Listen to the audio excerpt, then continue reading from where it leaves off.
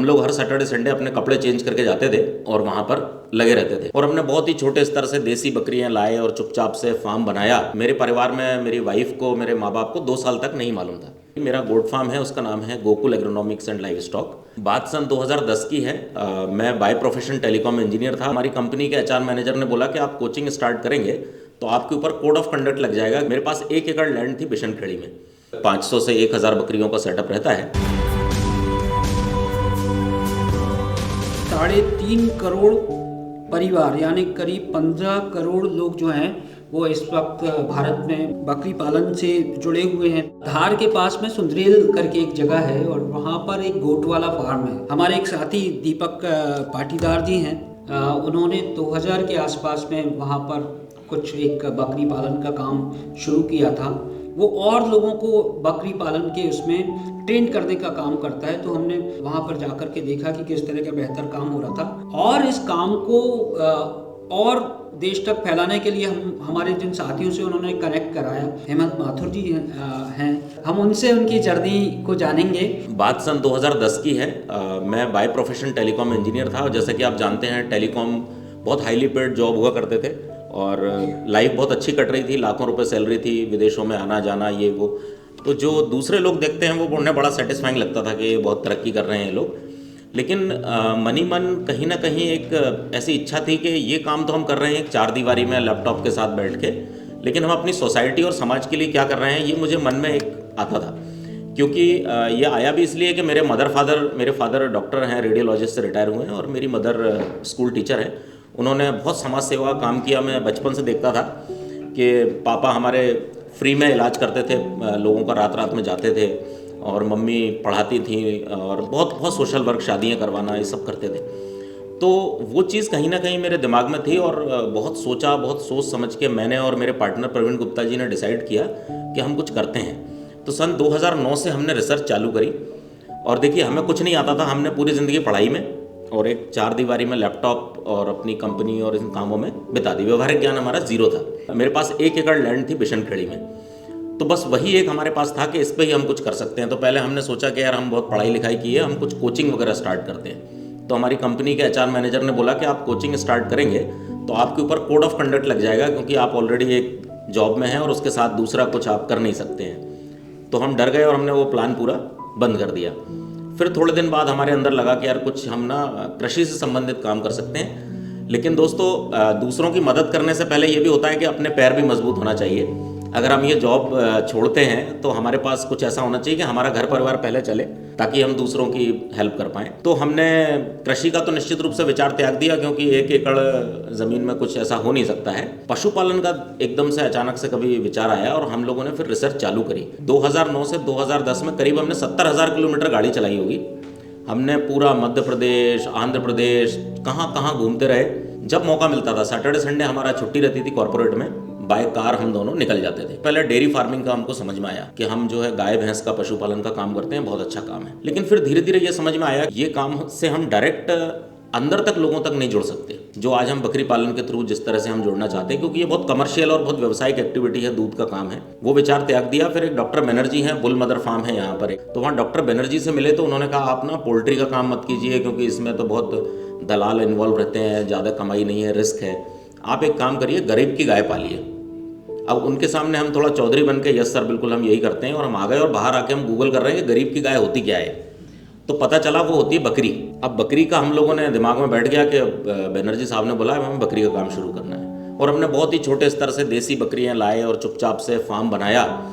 और मेरे परिवार में मेरी वाइफ को, मेरे माँ बाप को 2 साल तक नहीं मालूम था।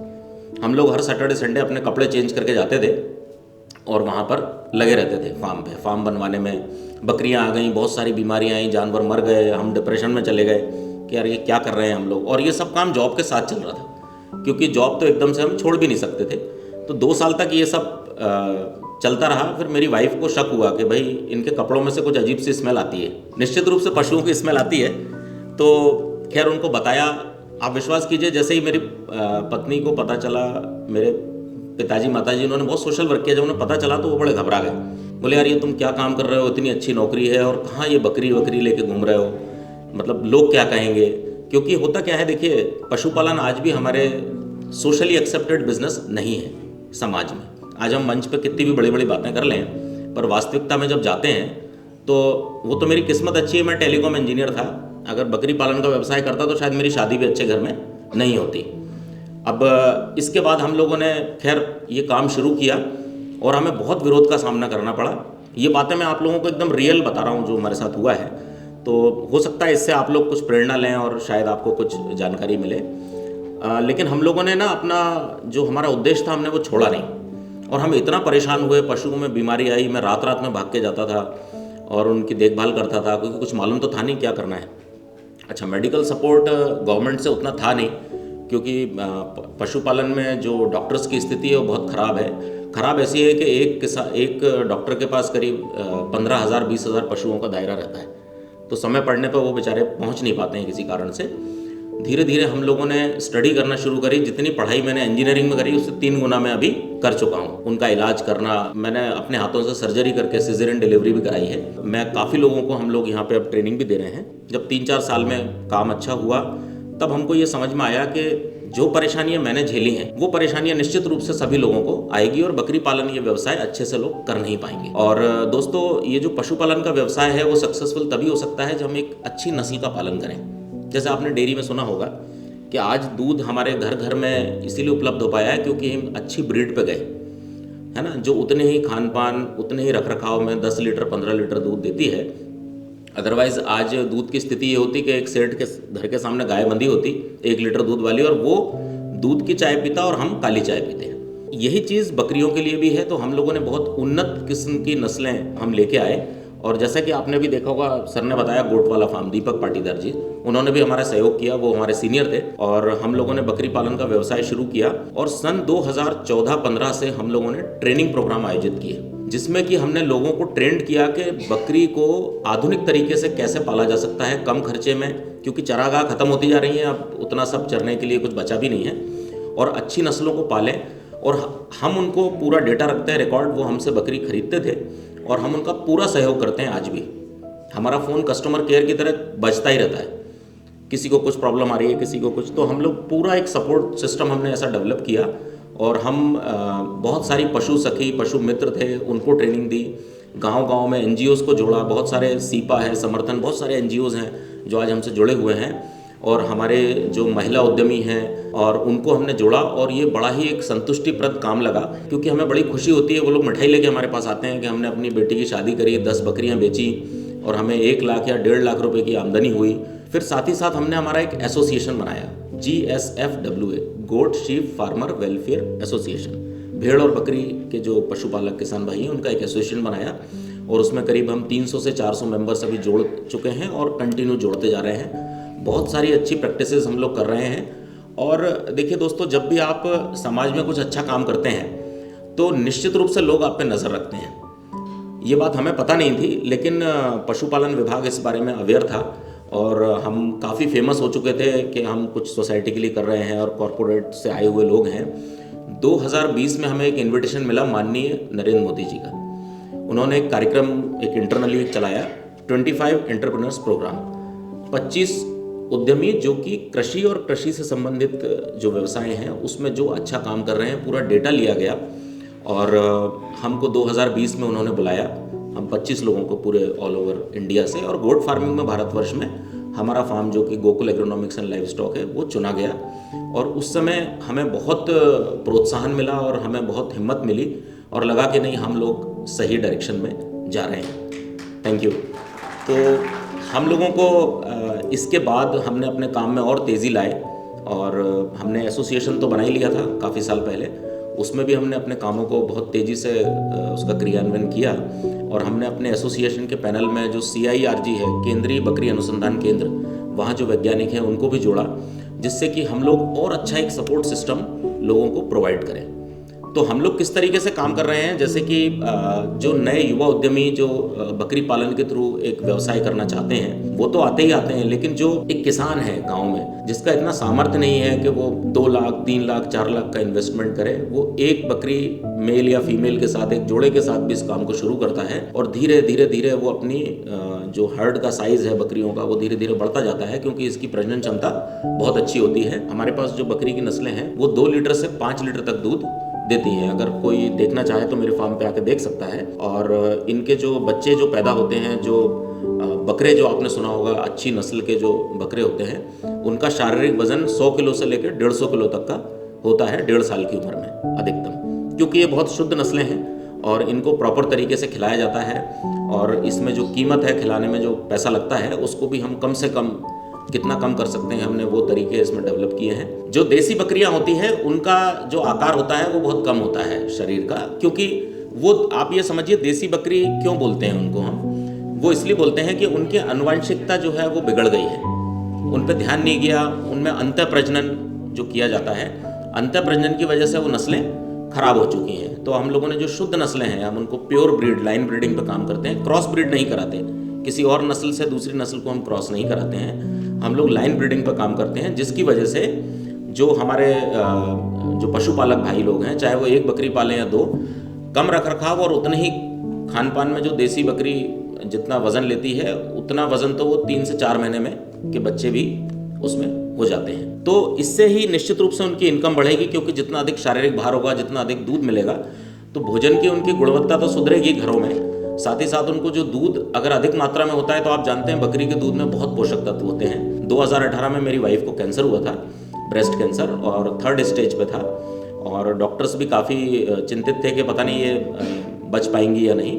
लेकिन पूरे कीमोथेरेपी के दौरान मैंने 1 साल तक बकरी का दूध उनको पिलाया, और उस पूरे कीमोथेरेपी, रेडिएशन और सर्जरी के दौरान उनका वज़न भी कम नहीं हुआ और आज वो पूरी तरीके से स्वस्थ है, और अभी इसी साल उनको कैंसर फ्री डिक्लेयर भी कर दिया। आपने सुना होगा कि श्वेत रक्त कणिकाएं यानी WBC किसी का जेनेटिकली लो होता है, या जब डेंगू होता है तो उसमें प्लेटलेट्स कम होते हैं। तो ये हमारे रेगुलर जो लोग हैं हमारे फार्म पर आते हैं और हमसे दूध लेके जाते हैं, और मुश्किल से 15-20 दिन या 1 महीना भी अगर वो उसको पी लेते हैं तो उनका जो WBC का लेवल है वो इतना बढ़ जाता है कि अगले 6 महीने तक उनको मेंटेन रहता है वो। तो ये एक मतलब सीधा सीधा प्रमाण है कि बकरी का दूध वाकई में, इसीलिए उसको मदर मिल्क बोला जाता है। और हम लोगों ने बहुत प्रयास किया, और सांची के साथ हम लोगों ने बहुत सारे प्रेजेंटेशन दिए। सांची जो दुग्ध समिति है, तो उनके CEO फाइनली एग्री हुए और उन्होंने गोट मिल्क लॉन्च किया। अभी टेस्टिंग के लिए लॉन्च भी हुआ था, फ्लेवर्ड मिल्क उन्होंने लॉन्च किया था, और उसकी जो प्राइस थी वो 150 रुपये लीटर थी। और हम लोगों ने ये डिसाइड किया कि आप पशुपालकों से 70 से 75 रुपये लीटर में वो दूध कलेक्ट करेंगे। ये हमारा उनके साथ एक एग्रीमेंट हुआ है। अभी वो ट्रायल उन्होंने बंद कर दिया है। अब हम लोग इस अपने एसोसिएशन के माध्यम से बहुत सारे किसानों को जोड़ रहे हैं। तो आप सोचिए, अगर किसी के पास 3 या 4 लीटर दूध होता है तो लगभग 250-300 रुपये पर डे की इनकम उसकी सिर्फ मिल्क से होगी, अगर वो मिल्क सांची को दे देता है, जिसमें उसे कोई मार्केटिंग नहीं करनी, कोई मेहनत नहीं करनी, सिर्फ दूध निकालना है। एक समय पे वो गाड़ी आएगी, उनका एक रास्ता तय होता है, ऐसे जगह पे आती हैं गाड़ियाँ, और जगह जगह हम चिलर का भी उनको बोला है कि इसमें आपको बहुत सारी जगह चिलर प्लांट भी लगाने होंगे। तो ये सारी चीज़ें हम लोग इसलिए कर रहे हैं कि हमको देखिए, हमने पशुपालकों को बहुत अच्छा ज्ञान दे दिया, आप बकरी पालिए, हमने सब मदद कर दी, लेकिन इसके बाद क्या? हमारे यहाँ सबसे बड़ा चैलेंज है मार्केटिंग, यानी सेल्स, जिसकी हम बात करें। आज बहुत अच्छी नस्ल के आपके पास बकरे और बकरी हैं और कोई खरीदार नहीं है, तो ये सब कुछ व्यर्थ है। अल्टीमेटली आपकी जेब में पैसा आना चाहिए। उसके लिए हम लोगों ने क्या किया है कि बायबैक प्लान चलाया। चूँकि हमारा फार्म बहुत पुराना है, हमारा एक यूट्यूब चैनल भी है, और बहुत सारे लोग हमारे पास आते हैं, और लगभग हम साल भर में करीब 2,500 से 3,000 मेरे फार्म से एनिमल सेल हो जाते हैं। किस रूप में? सब पालने वाले लोग। और ये मेरा जो व्यवसाय है ये कटिंग वाला व्यवसाय नहीं है, क्योंकि ये बहुत अच्छी नस्ल के पशु हैं और ये कटिंग में नहीं जाते हैं, सिर्फ पालने के लिए लोग लेके जाते हैं, अच्छी नस्ल तैयार करते हैं। तो ये जैसे फार्मर्स हैं, इन लोगों से हम बायबैक स्कीम भी चलाते हैं। जो लोग हमसे बकरियाँ खरीदते हैं, जब उनके बच्चे एक मिनिमम 6 महीने 8 महीने के हो जाते हैं, तो हम उनसे परचेस कर लेते हैं बिना किसी शर्त के। और बस कंडीशन ये होती है कि जो वैक्सीनेशन, जो टीकाकरण हम लोग चलाते हैं, तो वही वो लोग भी फॉलो करते हैं। हम उनको परचेस करके अपने फार्म पे लाते हैं और उनको सेल करते हैं, और इमीडिएटली हम उनको पैसा ट्रांसफ़र कर देते हैं। जैसे ही पशु का सब सौदा हुआ और इसके बाद हम उनको पैसा दे देते हैं। तो इससे भी किसानों को बहुत एक हिम्मत मिलती है और धीरे धीरे उनका मार्केट भी जमता है, क्योंकि अगर हमारा जो यूट्यूब चैनल है बहुत ज़्यादा सब्सक्राइबर नहीं है, 7-8 हज़ार सब्सक्राइबर हैं, पर सब बकरी पालन से ही रिलेटेड कस्टमर्स हैं।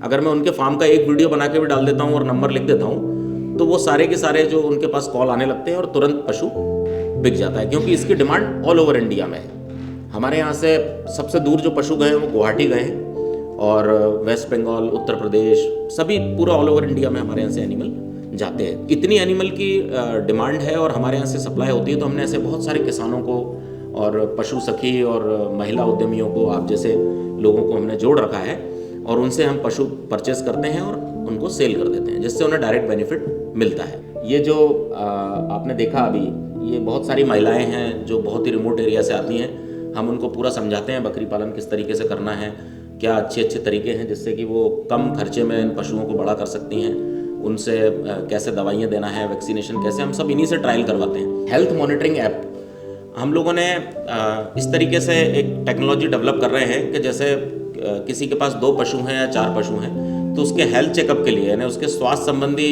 समस्याओं को जानने के लिए हम लोग एक ऐसे डिवाइस बना रहे हैं कि वो डिवाइस उनको स्कैन करेगा, जिससे उनको बुखार कितना है पशु को, उसका पेट की कोई समस्याएं हैं, थनों में कोई या जो बीमारी होती है दूध से संबंधित वो समस्याएं हैं, कितना बुखार आ रहा है, ये बहुत सारे उसमें पैरामीटर्स हैं, वो ऐप के जरिए तुरंत के तुरंत स्कैन होके आ जाएंगे। तो ये हमारा जो एसोसिएशन है GSFWA, ये इस पे काम कर रहा है और बहुत जल्दी हम इसको लॉन्च करने वाले हैं। हम ऐसी ब्रीड्स को ला रहे हैं जो कि क्लाइमेट रेजिस्टेंट ब्रीड है, मतलब यानी जो इस वातावरण में अच्छे से परफॉर्म करती हैं। और इसके बाद हम लोग राशन का फार्मूलेशन सपोर्ट हम प्रोवाइड कर रहे हैं कि कम से कम पैसों में अच्छे से अच्छा उनको कैसा हम भोजन उपलब्ध करा सकें पशुओं को, जिससे हमारी जेब पे भी कम लोड आए और पशुओं की हेल्थ भी इम्प्रूव हो। साथ ही साथ हम आर्टिफिशियल इंसेमिनेशन, आप लोग जानते होंगे कृत्रिम गर्भाधान, तो हम बकरियों में भी इसका प्रयास कर रहे हैं। बहुत सारे हमारे फार्मर्स हैं, उनको हम ट्रेनिंग दे रहे हैं कि वो अच्छे से अच्छी नस्ल का जो सीमन है वो ट्रांसफ़र कर सकें बकरी में, जिससे कि और आगे अच्छी ब्रीड डेवलप हो। इसके बाद ब्लॉकचेन एंड ट्रेसेबिलिटी, मैंने जैसे आपको बताया कि हम लोग ये चाहते हैं कि बीच में से जो ब्रोकर्स हैं जो कि ज़्यादा पैसा लेके चले जाते हैं और किसान को कम पैसा मिलता है, उसको भी हम कम से कम कर सकें, उसके लिए भी हम लोग काम कर रहे हैं। और जो हमारा एसोसिएशन है, इसके 2 फार्म स्थित हैं, एक गोट वाला फार्म इंदौर, मध्य प्रदेश की बात कर रहा हूँ, और हमारा जो ये जो एसोसिएशन है इसने साउथ में आंध्रा में, हैदराबाद, तेलंगाना, यहाँ वहाँ बहुत सारी जगहों पे अपने मेंबर्स बनाए हुए हैं। और यहाँ पर जो FPC हैं, फार्मर प्रोड्यूसर कंपनी, उनके साथ हम टाई अप कर रहे हैं, जिससे हमको हमारा लक्ष्य है इस साल 3000 महिलाओं तक हमको पहुँचना है और हम उनको अधिक से अधिक पशुपालन की जानकारी दे सकें और उनको लाभान्वित कर सकें और उस व्यवसाय को वो अपनाएं।